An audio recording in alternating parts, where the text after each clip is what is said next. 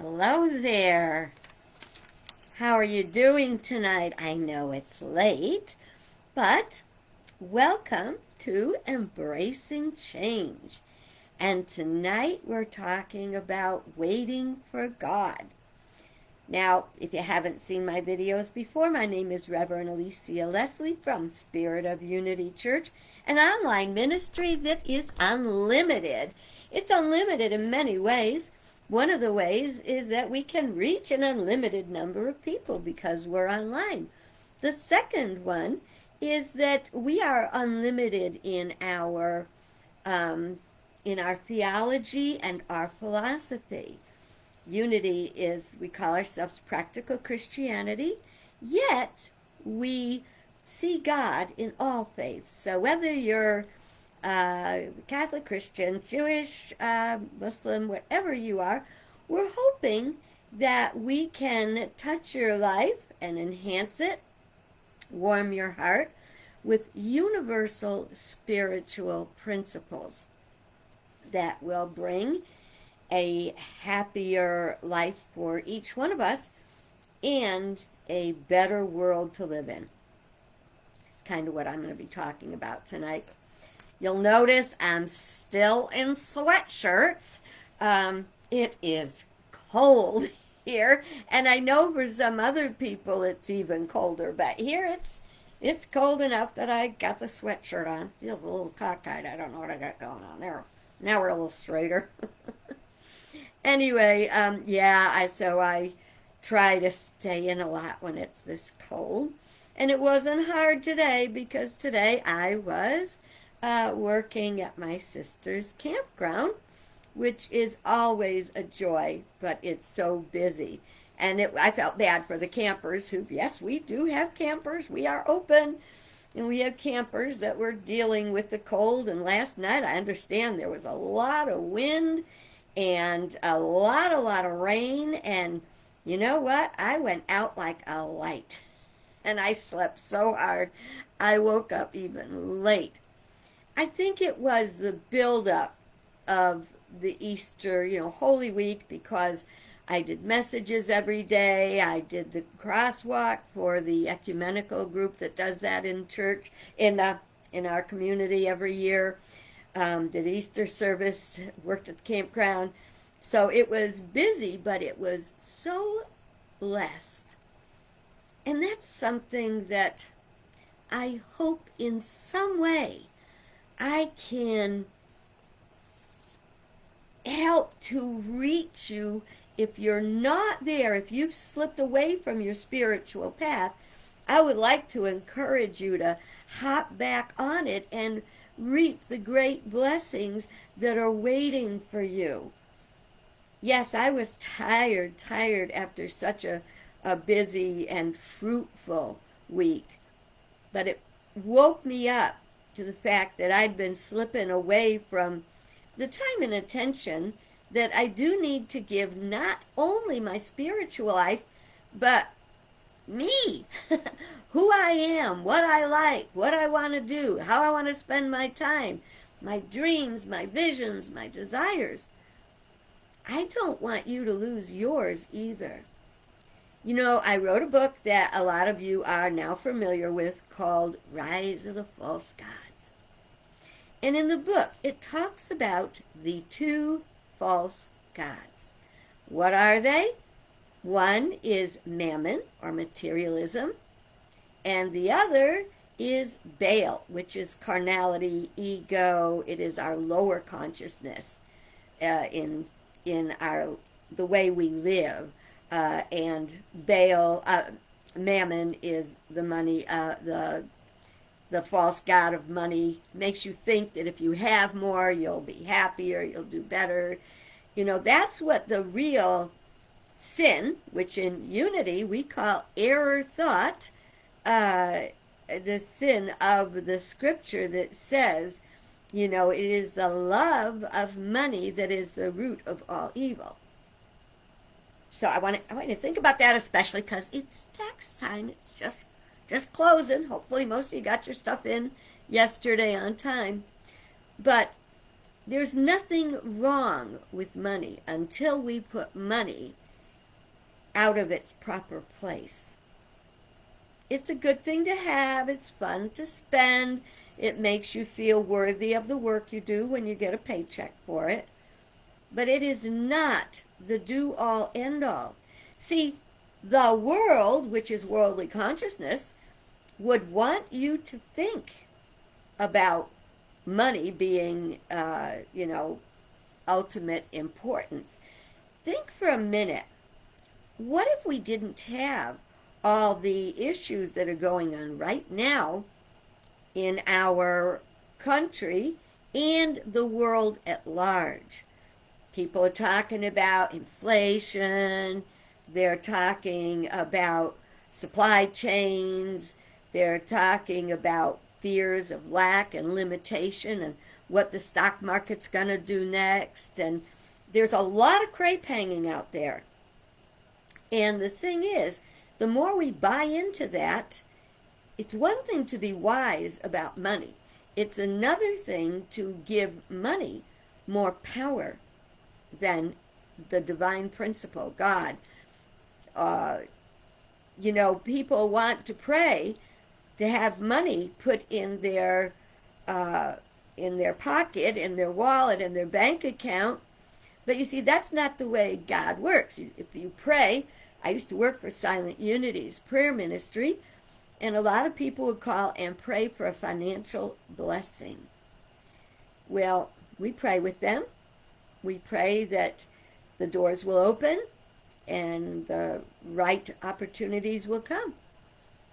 Because that's the currency that God works in. God works on spiritual currency. So that if you have a desire, the best thing to do is, number one, to open your mind to the divine ideas that God has to fulfill your real or perceived need. And then the next thing is to share what you have. Totally uncommon, because we understand that a seed is not going to produce unless we plant it.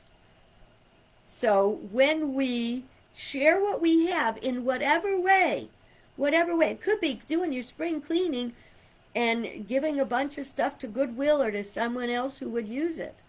Now, I got something funny to tell you. I had no idea about talking about that tonight. I don't even know where it came from. I have totally journeyed into another area. So I would like you to ponder the things I shared and maybe put them aside until after we're done, and then you can go back and revisit them. I invite you, in fact, to always keep a piece of paper and a pencil next to you that you might think of something that you want to jot down. I have next to my bed where I do my prayer time and meditating and stuff, I have a little pocket thing that hangs on the side of the bed, and there's paper and pencils in there, because whether I get an idea in prayer or whether I hear something and I want to write it down, then I've got papers and pencils in my desk so I can grab them there. I even have one in the kitchen. So whenever an idea approaches, I can remember it later when I need it without distracting where I am at the moment, like I just did. Okay. So today we got to do the National Day Calendar. Hello, didn't even do that yet. The National Day Calendar is a website that makes maps and stuff, not maps, calendars, with all these different significant days on them. I love the National Day Calendar because it gives me something to focus on that day, something to think about, something to make or think about or try, whatever. And today it is National Garlic Day. I can't keep myself in fresh garlic. I'm using it all the time. I put it in lots of stuff. I'm kind of a little bit of a garlic snob. I prefer fresh garlic to garlic powder or, garlic salt. There's just something about that fresh garlic.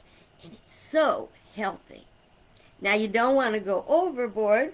When I worked at the Unity Silent Prayer Ministry, it was at Unity Village, and right in the prayer room in one of the great big education building. And we would go into our workspace, and the people from the incoming shift and the people from the outgoing shift would get together in the hall. The phones would be put on hold for this little piece of time when we would all hold hands and recite the Lord's Prayer. And it was beautiful because it prepared us for our prayer time, and it kind of decharged, and it took the energy of all the prayer work the earlier group had done, and it lets them shake it off and leave it behind, because you don't want to drag your stuff with you after you leave there. So we were preparing, and we were cleansing and leaving and going about our day. Well, a girl that worked my shift knew of the healthy benefits of garlic. And she chewed garlic. Cloves of garlic. Pop them in and chew them like peanuts. Well, let me tell you something. I guess she was quite healthy, but you could smell that garlic. And so whenever we'd be standing in the circle and we'd be reciting the Lord's Prayer, I always had to turn my head to the side because that garlic fragrance would come right at me. Well, you don't have to go that far into garlic to enjoy its benefits. I love garlic. I love it in many ways, and I am very stunned when I'll go to somebody's house and I say, "Do you have any garlic?" And they'll go, "Well, I got some garlic powder, maybe a little bit of garlic salt." And I'm like, "Where's the real stuff?" I don't know how you manage without it. That's just me. It's also National Hanging Out Day. Shoot, I wished I'd have known that earlier, because hanging out is very important. You know, being with someone in good company, and if you're good company, being by yourself and hanging out is a great thing to do. It's a time to set aside everything that is going on in the world and just enjoy the sheer pleasure of someone else's company, or your own company, or the company of a good book. So maybe we ought to write Hangout Day on our calendar. We don't have to wait for a year. We can do it every day if we want. Specific time of day, whatever. But I do think that hanging out thing is really important. We are social beings, and we are meant to enjoy each other's company. That's why we're in such trouble right now, because we're divided. And the divisions keep coming. And there's more and more people, not more and more people, but more and more reports and stories and examples of how people are working to take sides instead of to come together. You know, the one thing that'll always bring people together, it's a common enemy. We got lots of common enemies we can deal with. One of them's COVID. We got COVID. We got the environment. We've got war, gun violence. We've got financial challenges. Bitcoin. I don't even want to know what Bitcoin is. I'm sorry. I may sound like an old fuddy-duddy to you, but so I like money. Now, this is someone who is saying that I would always use money and never use a card. I remember back in the day, 50 years ago and coming this way, and they said, oh, someday people won't carry money. They'll have cards and they'll just do their business with their card. And I said, that's never going to happen to me. Guess who doesn't have any money in her wallet? I do. I actually have $10 or $20 in my wallet that somebody gave me to put gas in my car when I did an errand for them. But normally, I just don't. But so maybe I would grow to cryptocurrency someday, but I don't want to. It's not my plan. So for right now, I'm staying an old fuddy-duddy. Um, so let's get back to where we were talking about the the division and the challenges of the day, because we're kind of waiting on God to fix it, aren't we? You know, every Easter, come on, Jesus, raised from the dead. I hope you watched my Vesper service video Sunday night, because that would have given you some good thoughts, so I'm not going to repeat myself there. But I will not deny that we are having to cope with reports of, like, for example, the other day they had the highest overdose rate. It keeps going up. It is one of the leading causes of death, especially in young people. And the drugs get more and more powerful. And they also said that depression is widespread in our children these days. Children, teens, and they're depressed. Well, teenagers have always been depressed. I mean, they're out their own kind of animal. I know I was one once. But when I was a teenager, we did not have the daily barrage of things. But I was past teens when the Vietnam War was going on, but it was pretty awful for a young adult.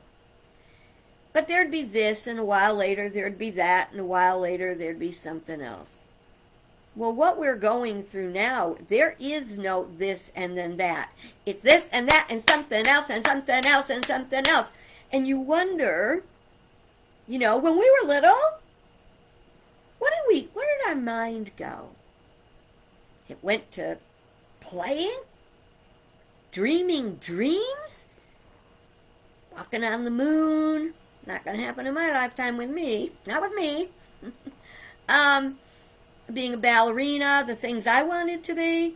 I wanted to be a number of things, including a nun, trapeze artist, a movie star, and I was very, very, well, also a statistician and an what do you call that, efficiency expert, all those things, and I do those things in my life, but I'm not one of them. I was quite fascinated back in the day by Gypsy Rose Lee. And if you don't know who Gypsy Rose Lee was, she was a stripper and a comedian. She was very funny, and she wasn't a real heavy-duty, low, I don't know how to say it. She wouldn't like take everything off, and what she'd do is she'd give a little show of her shoulder and take an hour to take off a glove, you know.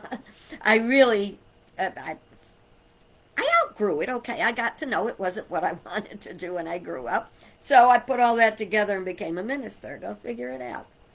But we had dreams. Our dreams were unlimited. We were not concerned that there was going to be nuclear. They didn't have nuclear war in those days. I remember when they dropped the atomic bomb, and that was pretty awful and horrible. Yet we have so magnified that stuff. We did not have climate change as an issue. We didn't have to worry about anything happening to the planet. Maybe aliens, but everyone took that as a joke. So today's kids have got so much piled on them. Now, I'm not trying to be Debbie Downer. We'll get up past that. Because what I want to talk about is, amongst other things, the law of mind action and the law of attraction.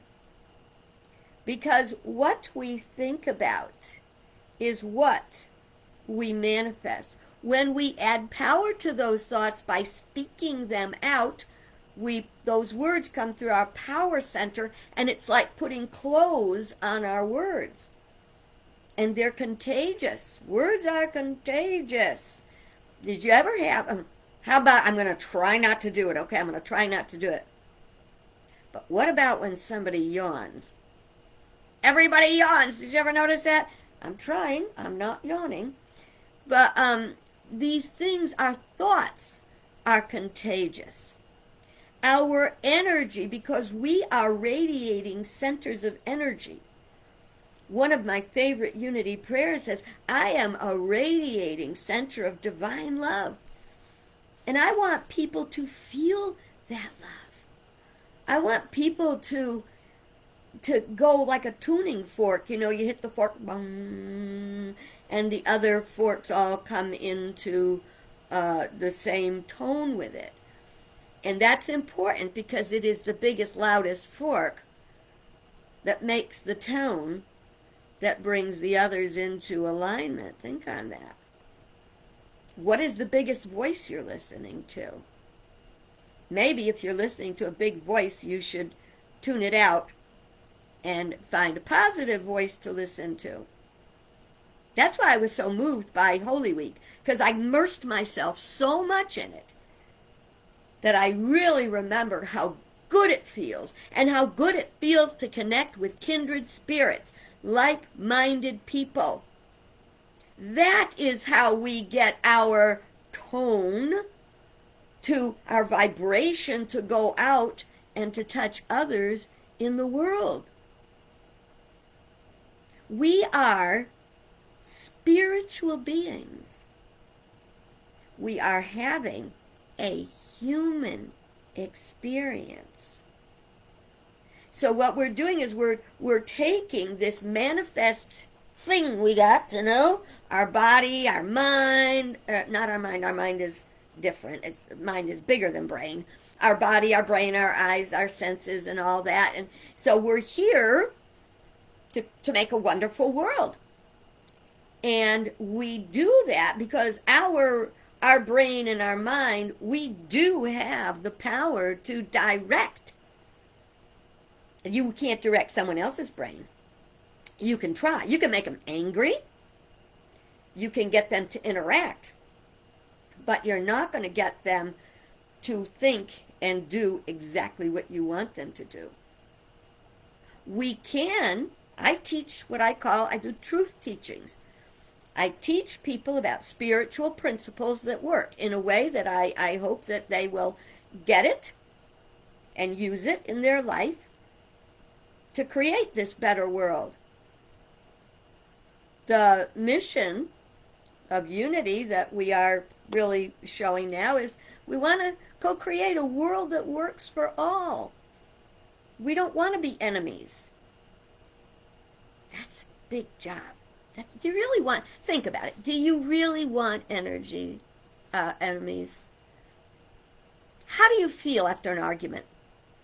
Probably feel a little slimed. Do you ever feel slimed? It's just not good. Even if you feel like you won, that doesn't feel good for long, because you yell, you do your piece, but that negative energy is stirring in you.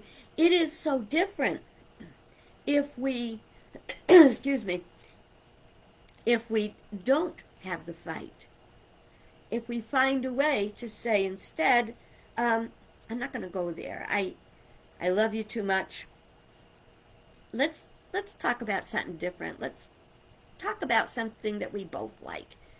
Oh, it's so fun when when you're talking to somebody, they go, oh, you too? Oh, yeah, isn't that good? And did you ever do that? I mean, that's the great vibration, the exciting vibration of spirit to spirit and positive energy. This is the energy that creates all kinds of good things. This is what makes us literal co-creators with God. We can be creators, or we can be formers. We form things like attitudes. We create things like peace, love, harmony through our thoughts, our words, and our actions. We cannot be waiting on God to fix it. We are here to fix it. Ignorance is not bliss. Ignorance is dangerous. And ignorance, which is willful ignorance, that is deadly, because it keeps us from living the way we're intended to live. Okay, so there's a lot of what ifs.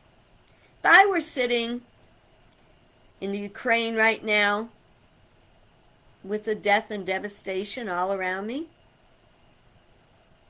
would I expect people to get on board? People to say, oh yes, she's right. I know this is true. This is a good thing. They would feel, where's God in this? I think if it were me, I'd think, where's God in this? Because I think right here, right now, where's God in this? But I know where God is in this. God is all good, everywhere present, all powerful, omnibenevolent, omniscient, all knowing. But if we choose to put our little self, our little thoughts, our human emotions before all that is good, we cannot experience the power. So don't just wait on God, okay? And then I want to talk about something that a lot of people don't want to talk about. But we can look at the Ukraine right now. Because this morning, when I got up, I did my prayer time. All was good till I got out of bed and turned on the news. And it looks like Russia has taken a town. I don't know what's happened during the day because I haven't tuned into it. But it was like somebody took a piece of your heart. Why did you do that? You don't belong there. How could you do that to those people? What happens now? I want to tell you, no matter what's going on, wherever it is, I know, today is another, did I say it? No, I don't think I did. Today is the day that commemorates, because it is the day that it happened, the Oklahoma City bombing. And that was awful. But the reason I wanted to bring it up was that was many years ago. And people have recovered. And people are growing. There are people in Oklahoma City who have repaired their lives and move on. There are scars. Did we learn? That's the question. But in the Bible, it talks about, for the many, many times, that the Hebrew people were attacked, enslaved, disregarded, disrespected, murdered, the Holocaust, all that, that for all that, God always leaves a remnant. A remnant, like in a piece of material, when you get to the end of the bolt, that little piece that's left is called a remnant. It's a little piece. Whatever goes on in the Ukraine, whatever goes on anywhere, it is very important for us to stay grounded in our truth and to affirm God does hear our prayers. Prayers are answered.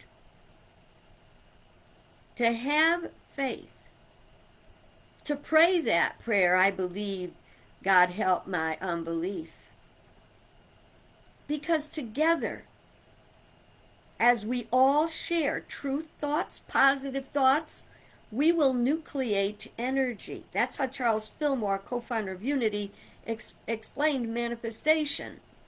He says you get an idea and it starts to vibrate. And by that vibration, it attracts more of the same, okay? And then after you hold these thoughts long enough, boom, manifestation occurs. I believe that's for us too. And I believe There are more people who are awakened, who understand truth and principles, who want love and peace. I believe there are far more of those than those who want to take over by force. To those who want to divide us, to those who do name-calling and commit crimes against and abuse, I believe they are not the majority. This is why it's important for each one of us to stay grounded. Remember, you are calmly high-powered. It is important for us to get grounded in our facts, in our truth, in our belief, to speak our truth with love. And as Winston Churchill said, never, ever, ever, ever, ever give up, and I add, waiting on God. Bible tells us it came to pass, not it came to stay. But it didn't say it wouldn't be a struggle. And it's only a struggle because we're not living the teaching. Well, I hope you enjoyed tonight. It wasn't the biggest ho-ho fun one, but find joy in knowing that I love you. I really do. And I want everything good and wonderful for you. And I believe you want everything good and wonderful for me. I believe we are change makers through mutual accountability and collective responsibility. And together, my friends, we can do it. I hope you'll check back with me with the next video, and that you will know that we can do it together. And God bless you. Bye-bye. Thanks for sharing the journey.